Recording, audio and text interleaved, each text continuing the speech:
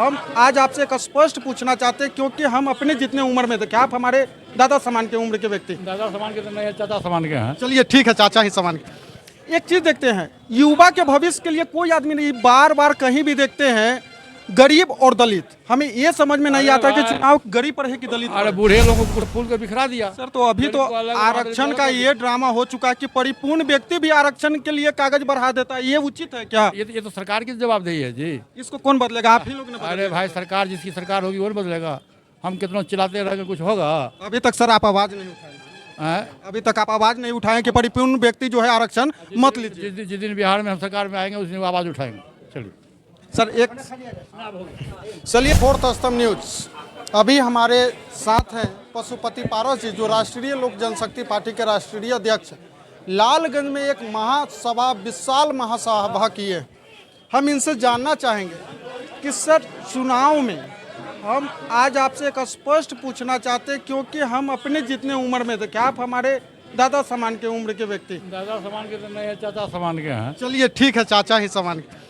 एक चीज देखते हैं, युवा के भविष्य के लिए कोई आदमी नहीं, बार बार कहीं भी देखते हैं गरीब और दलित। हमें ये समझ में नहीं आता कि चुनाव गरीब पर है कि दलित पर अरे है। बूढ़े लोगों को कुर्सी पर बैठा देते हो तो युवा कहाँ से आवेगा? 20 वर्ष से नीतीश कुमार जी बैठे हैं, 73 वर्ष की उम्र है, और फिर भी कहते हैं कि इस बार भी नीतीश कुमार, अगले बार भी नीतीश कुमार। आन रहा नारा जी। तो 72 जो आदमी मरनासन है, जो आदमी शारीरिक रूप से कमज़ोर है, उसको भी कुर्सी का लोबंदी तक नहीं छूटता है। स्मशान घाट तक जाने तक भी लोगों को इच्छा होती है कि हम सत्ता में बने रहें।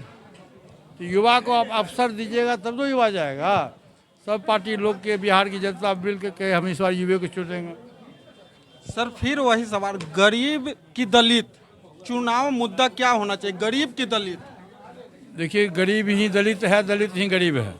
तो गरीब तो सर जनरल कास्ट में आता है, मुद्दा चुनाव के समय पार्टी लोग नहीं बोलता है आप एक बात जान लो भाई साहब, जी कि बाबा साहब भीमराव अम्बेडकर ने क्या कहा है संविधान में, जो आरक्षण की सुविधा दी गई है, वो लिखे हैं कि आर्थिक रूप से जो कमज़ोर है, शैक्षणिक रूप से जो कमज़ोर है, सामाजिक रूप से जो कमज़ोर है, वैसे व्यक्ति को आरक्षण मिलनी चाहिए। ऊंची जाति के गरीब लोगों को भी आरक्षण मिल रहा है, पिछड़ी जाति के भी गरीब लोगों को आरक्षण मिल रहा है। और चूँकि दलित समाज जो है, दलित समाज में हीन की भावना है, छुआछूत की भावना उस समय में था जिसमें बाबा साहब भीमराव अम्बेडकर आरक्षण की बात कहे थे। उस समय में दलित समाज से छुआछूत की भावना थी, तो उन्होंने आरक्षण की सुविधा दी, उस समय में दिया। और जो आरक्षण मिला दलितों को, तो उसको भी भारत सरकार और बिहार सरकार ने अनदेखी किया। जितना मिलना चाहिए दलित समाज को अधिकार, उतना अधिकार उसको नहीं मिला। और बिहार सरकार जो है, उसको दलित को, जो राजा होता है, राजा का काम है कि बिखरा हुआ समाज को एकजुट करिए। पासवान जी कहते थे कि बगीचा का वही सबसे अच्छा माली है जो बगीचा में सभी तरह का फूल खिलावे। यहाँ तो फूल को बिखरा दिया। सर तो अभी तो आरक्षण का ये ड्रामा हो चुका है कि परिपूर्ण व्यक्ति भी आरक्षण के लिए कागज बढ़ा देता है, ये उचित है क्या? ये तो सरकार की जवाबदेही है जी। इसको कौन बदलेगा? आप ही लोग ने बदलेगा। अरे भाई, सरकार जिसकी सरकार होगी वो बदलेगा। हम कितना चिल्लाते रहेंगे, कुछ होगा? अभी तक सर आप आवाज नहीं उठाए, अभी तक आप आवाज नहीं उठाए कि परिपूर्ण व्यक्ति जो है आरक्षण मत लीजिए। जिस दिन बिहार में हम सरकार में आएंगे उस दिन आवाज उठाएंगे। चलिए सर एक चलिए किए, हम चाहते हैं कि युवा का विकास हो। बिहार में जिस तरीके के रवैया चल रहा है, उस चीज़ों को राजनीतिक बदलाव हो, यहाँ पार्टी बदलाव ना हो। राजनीतिक बदलना जरूरी है, पार्टी बदलना जरूरी नहीं है। अगर जब तक राजनीतिक नहीं बदलेगा तब तक पार्टी नहीं बदलेगा। तो बने रहिएगा फोर्थ स्तंभ न्यूज के साथ।